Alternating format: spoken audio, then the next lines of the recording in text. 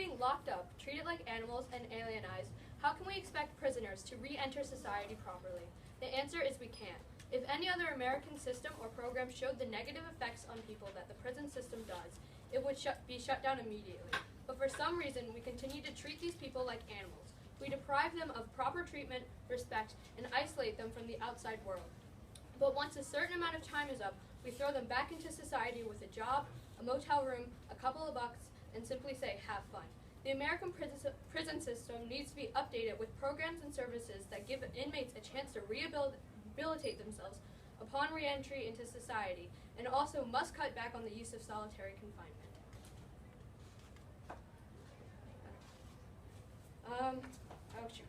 One reason that these prisons need to be updated is the reoffense rates.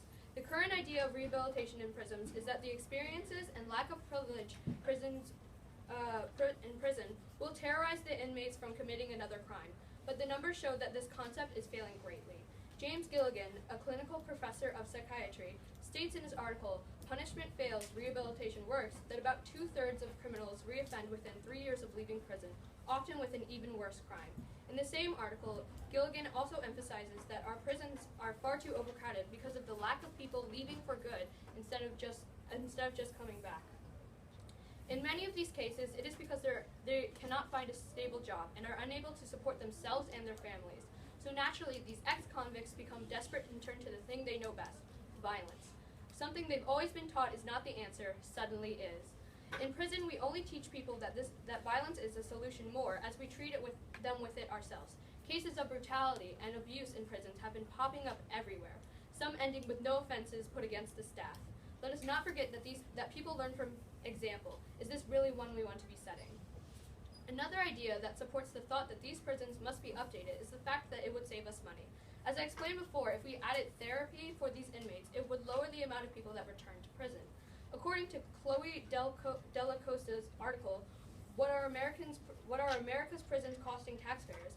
Each prisoner costs about $31,286 for every taxpayer, otherwise known as you, your parents, your friends, your family, and your neighbors. If we decrease the amount of people who returned or even went to prison, we could lower the cost down to $30,000. James Gilligan and his colleague Bandy Lee conducted a study where they placed many new education programs in prisons in San Francisco. As a result, they found that the reoffense rates lowered, as did the cost for taxpayers in the area. In the end, the taxpayers saved $4 for every $1 that they spent before the programs were put into place. Why are we letting this continue? While we sit alone, all comfy, we don't notice this prison system taking this money straight out of our pockets. Money you could spend on someone you love is going to someone suffering. Another reason that shows that these prisons must be updated is the effects and overuse of solitary confinement. Solitary confinement is when an inmate is put into a room, often only 80 square feet, for 23 hours a day with no contact to other humans. The only contents of the room is a steel bed, a sink, and a toilet. Why someone would be forced into such conditions? Solitary confinement is usually used as a consequence for prisoners who break the rules, such as smuggling illegal items and attacking staff or prisoners. On his blog, King talks about the conditions of solitary confinement and the daily life of an inmate in solitary confinement. He talks about the size of the room, how you get food, and the amount of time you spend in there. With every word he writes on his blog about his experience, he went back to that room. Could you imagine? 23 hours a day in a room where it only takes 4 steps to get to the other side. 23 hours a day in a room with little food that is given to you under a door by someone you automatically hate. 23 hours a day without sunlight. 23 hours a day, and the only time you're out of the room is to exercise in a cage. The longest time someone has ever spent in solitary confinement is 43 years of his 45-year sentence. That man is Albert Woodfox. Woodfox was convicted of murdering a prison guard, Brent Miller, with his 2 friends, Herman Wallace and Robert King. All 3 are now known as the Angola 3. All 3 were sent to Louisiana State Penitentiary in Angola, where they spent a great deal of time in solitary confinement. King with 29 years in confinement, Wallace with 41 years, dying shortly after his release, and Woodfox with 43.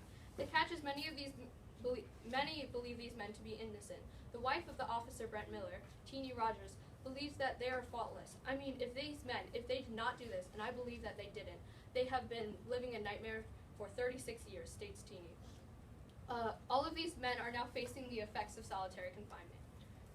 King reports on his blog that sometimes he can't remember where he is or where he should be. Many studies have shown that solitary confinement is linked to depression, anxiety, and suicidal thoughts. Huda Akil, a neuroscientist at the University of Michigan, says how there are also many physical consequences, such as higher risks of heart attacks and failure due to the lack of human contact and sunlight. Two very vital things that the human body needs to stay healthy, and that an inmate in solitary confinement is deprived of.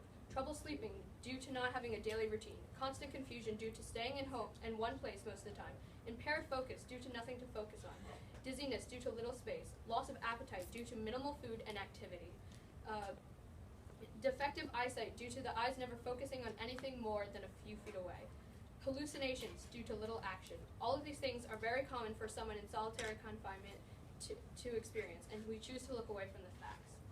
In conclusion, we all must stand up and fight to have these prisons fixed. These prisoners need our help. We can't let our money continue to be robbed from us and put towards something that obviously does not work. Let us invest in something that works. Many argue that these solutions will create confusion and make it difficult to decide what a person needs to rehabilitate themselves if the convict refuses the treatment, it is against human rights to force it upon them. But we can try. Let us at least provide these people what they need. Let us at least give them support through this journey.